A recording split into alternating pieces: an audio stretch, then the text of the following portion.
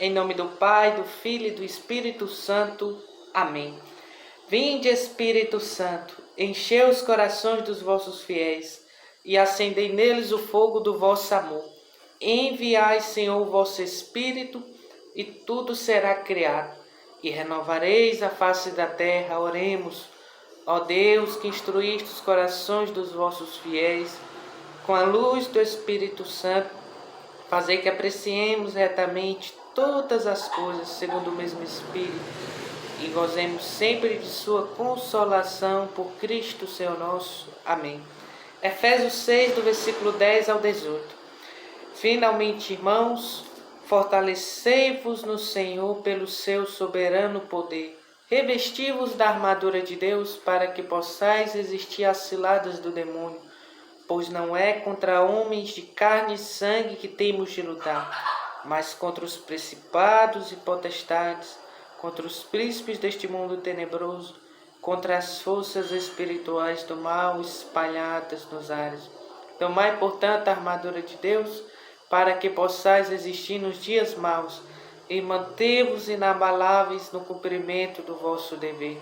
Ficai alerta, a cintura cingidos com a verdade, o corpo vestido com a couraça da justiça, os pés calçados de prontidão, para anunciar o evangelho da paz. Sobretudo, embraçai o escudo da fé, com que possais apagar todos os dardos inflamados do maligno. Tomai, enfim, o capacete da salvação e a espada do Espírito, isto é, a palavra de Deus.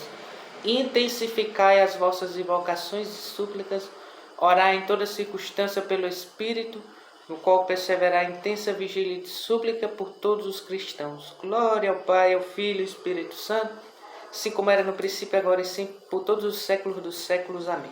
O Evangelho de hoje está em João, capítulo 8, versículo 1 ao 11. Quinta semana da Quaresma, nesta segunda-feira, em que em João, capítulo 8, versículo 1 ao 11, nós já estamos nessa véspera da Semana Santa. Evangelho de Nosso Senhor Jesus Cristo segundo São João. Glória a vós, Senhor. Dirigiu-se Jesus para o Monte das Oliveiras. Ao romper da manhã, voltou ao templo e todo o povo veio a ele. Sentou-se e começou a ensinar.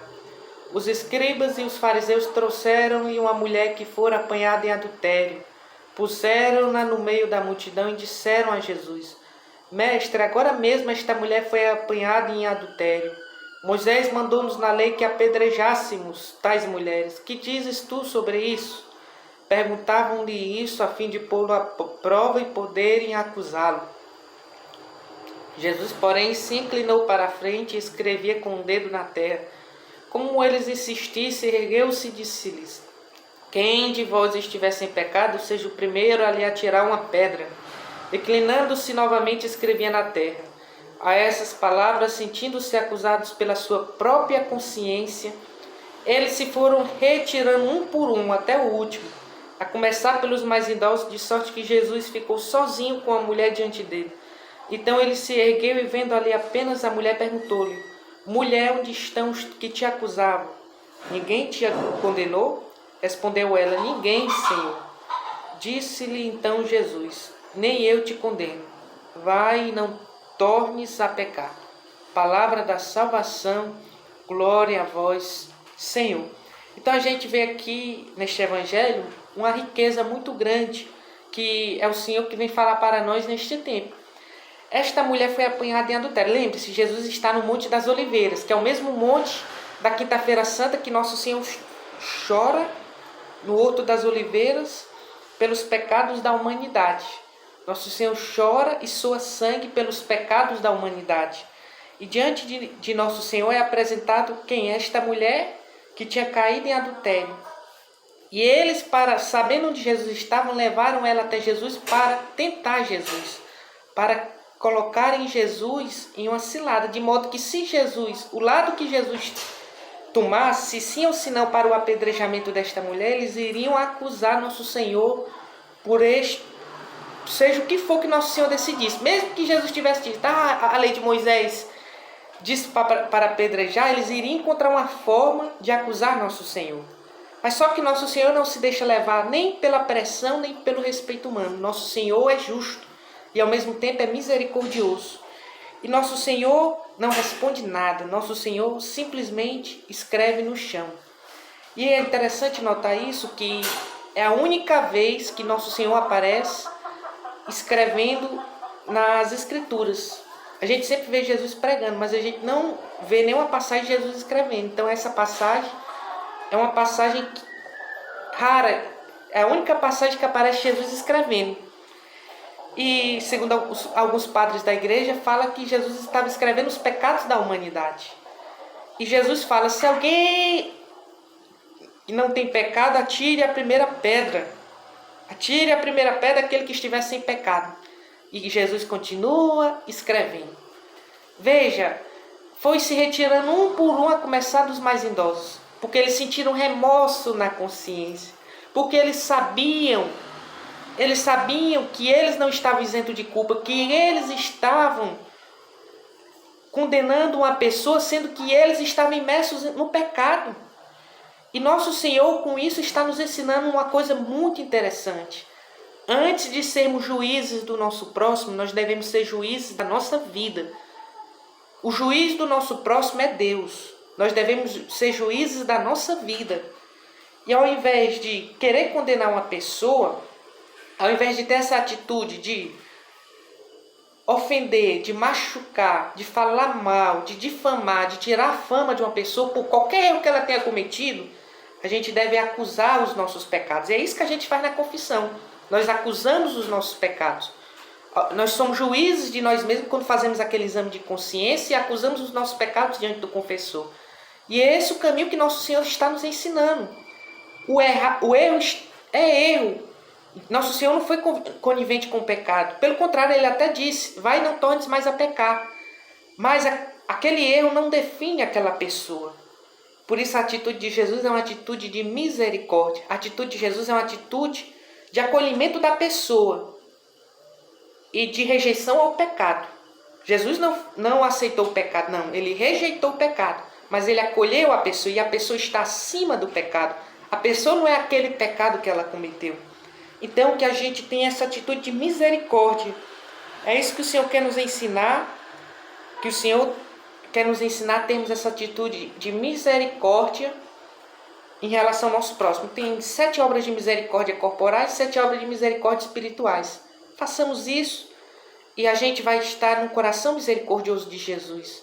Dá de comer a quem tem fome, dá de beber a quem tem sede, vestir os nus, assistir os enfermos, visitar os encarcerados, dar hospedagem ao peregrino, sepultar os mortos, os falecidos. E assim a gente vai estar fazendo uma grande obra de misericórdia. Nós estaremos fazendo grandes obras de misericórdia. Também é obra de misericórdia consolar os aflitos, suportar com paciência as fraquezas do próximo, perdoar aquele que nos ofendeu. Talvez seja o maior ato de misericórdia. Rezar pelos vivos e pelos mortos. Instruir aqueles que não entendem algo, instruir os ignorantes. Ignorante significa isso, aquela pessoa que não entende aquela determinada coisa. E tudo isso faz parte das obras de misericórdia corporais e espirituais. E a gente deve colocar em prática, nós devemos colocar em prática as obras de misericórdia, porque essa foi a atitude de Jesus e essa deve ser a nossa atitude. Sermos juízes de nós mesmos. É o que a gente faz em cada confissão. Fazemos o exame de consciência e acusamos os nossos pecados, não do nosso próximo. E sermos misericordiosos com o nosso próximo. Porque Deus é misericordioso conosco. E como tem uma grande expressão do ano da misericórdia, nós somos misericordiados para misericordiar. Que o Senhor torne o nosso coração misericordioso. É isso que nós pedimos à Virgem Maria, a Mãe e Rainha da Divina Misericórdia. Que ela possa interceder por cada um de nós.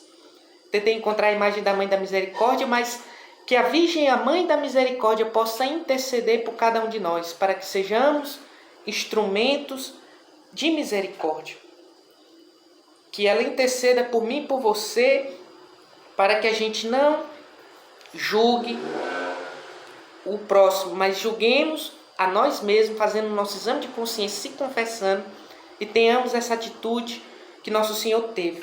Rejeitar o pecado, mas acolher o pecador, ser misericordioso como o próprio Senhor foi neste Evangelho. Ó minha Senhora, ó minha Mãe, eu me ofereço inteiramente toda a vós e em prova de minha devoção para convosco, eu vos consagro neste dia os meus olhos, meus ouvidos, a minha boca, o meu coração, inteiramente todo o meu ser.